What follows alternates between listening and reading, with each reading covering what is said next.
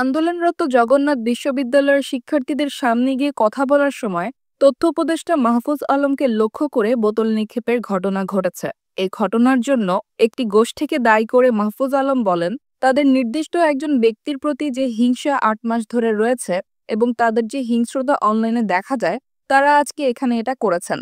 ৩ দফা দাবিতে বুধবার দুপুর থেকে রাজধানীর কাকরাইল মোড়ে অবস্থান নিয়ে আন্দোলন করছেন জগন্নাথ বিশ্ববিদ্যালয়ের শিক্ষার্থীরা। বান্ডেল থাকলে প্রতি সেনমানিতে টাকা বাঁচবে। বিকাশ সেনমানি বান্ডেল কিনে জিতুন প্রতি লেনদেনে।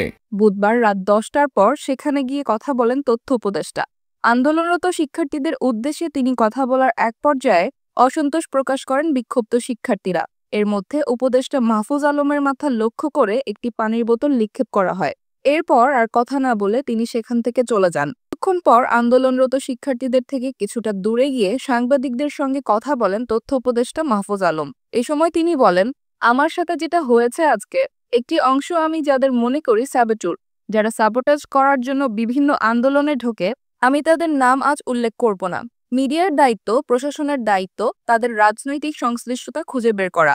মাহফুজ আলম আরও বলেন, আপনারা খুঁজে বের করুন, দেখবেন একটি গ্রুপকেই পাওয়া যাবে। তাদের নির্দিষ্ট একজন ব্যক্তির প্রতি যে হিংসা ৮ মাস ধরে রয়েছে এবং তাদের যে হিংস্রতা অনলাইনে দেখা যায়, তারা আজকে এখানে এটা করেছেন। এদিকে বোতল নিক্ষেপের ঘটনার পর বোতল নিক্ষেপকারীর পরিচয়ের বিষয়ে সামাজিক যোগাযোগ মাধ্যমের বিভিন্ন গ্রুপে পোস্ট দিতে থাকেন বিশ্ববিদ্যালয়ের শিক্ষার্থীরা। বিশ্ববিদ্যালয়ের বিভিন্ন গ্রুপে ভিডিও দেখে তাকে চিহ্নিত করা হয়েছে। বোতল নিক্ষেপকারী ওই যুবকের নাম ইশতিয়াক হোসেন। জগন্নাথ বিশ্ববিদ্যালয়ের অর্থনীতি বিভাগের ১৯তম ব্যাচের প্রথম বর্ষের শিক্ষার্থী তিনি।